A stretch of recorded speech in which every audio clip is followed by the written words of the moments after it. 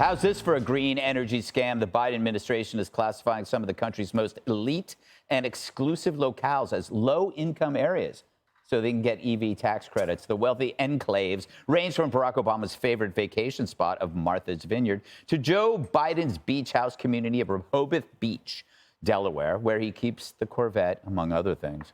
Speaking of the big guy, Biden was just bragging about electric buses that have been breaking down in cities across the country. And so we're going from this to this. Whoa. We received funds from your administration, $21 million, to purchase electric buses. And so we are on our way to having a low to no emission transit fleet in the city of Tucson. If you want to get a job done, give it to a mayor. It's like story time at the home. And his Energy Secretary, Jennifer Granholm, seems to be in denial as more car companies pull the plug on electric cars.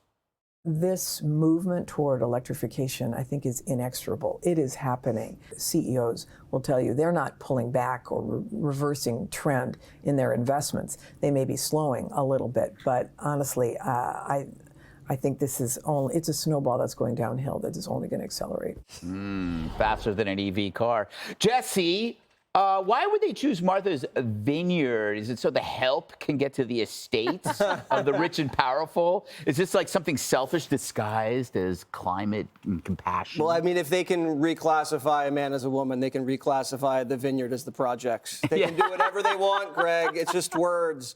You know the average price of a house is $2.3 million in Martha's Vineyard? I don't think Barack Obama would move to a low-income neighborhood. Same with Montauk. There's like Calvin Klein, some of Judge Jeanine's wealthy friends out there. I mean, no one really is going there without a...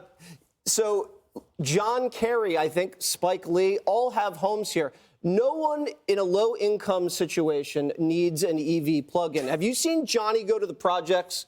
Johnny goes to the projects and say, Joe Biden has just given this neighborhood $30 million. And everyone goes, yeah! And they, well, what do you need? And they go, we need new this, we need that. And Joe goes, sorry, you're getting an electric car plug-in. And they go, what the f? No one wants this stuff. Yeah, it's true.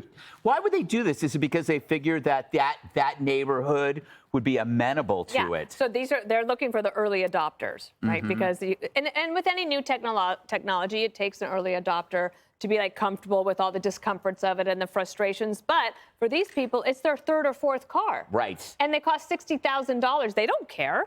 So that you can afford to have something like this at the beach or on the vineyard because you took your private plane to get there.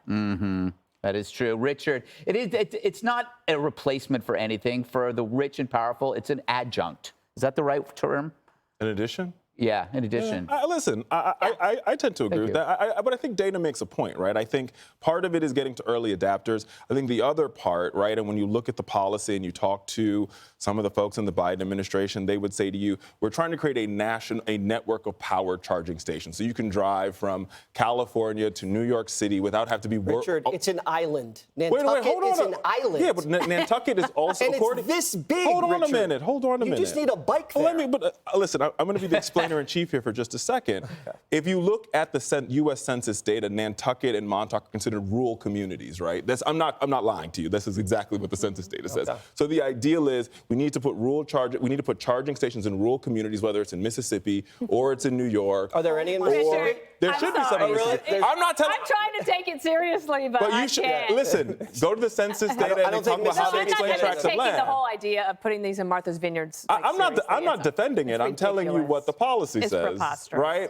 I hear that. I might tend to agree with you. I'm telling you what the policy is and isn't. And I think the goal is to try to create a nationwide power charging system so you can drive your expensive Tesla across the country. Wait a minute. I don't know what the number. I'm next. I don't know what the number is, but we did this a couple weeks ago where there was like $7 billion or something, and they hadn't installed one charging station. This administration's really on their game. And that loser, Granholm, the energy secretary, this thing is going to snowball. Is she kidding?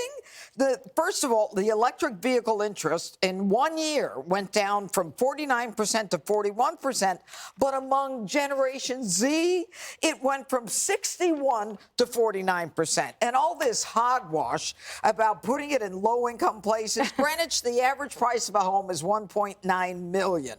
Okay, and what they're trying to do is, if they're trying to help low-income people, they're not doing that, because if they were, they'd put it in Chicago, and they're not doing that. They're putting it in Martha's Vineyard and Greenwich because they're hoping that the rich people will buy that car. Yep. They're speaking to their next audience of who's going to buy the car. So it's a bunch of nonsense. They're all full of it. And Ford production, we did this a few weeks ago. They cut production of EV cars by 50%. Hertz lost something like $250,000 or $500,000 in rentals. It's a nightmare. Hey, Sean Hannity here. Hey, click here to subscribe to Fox News YouTube page and catch our hottest interviews and most compelling analysis. You will not get it anywhere else.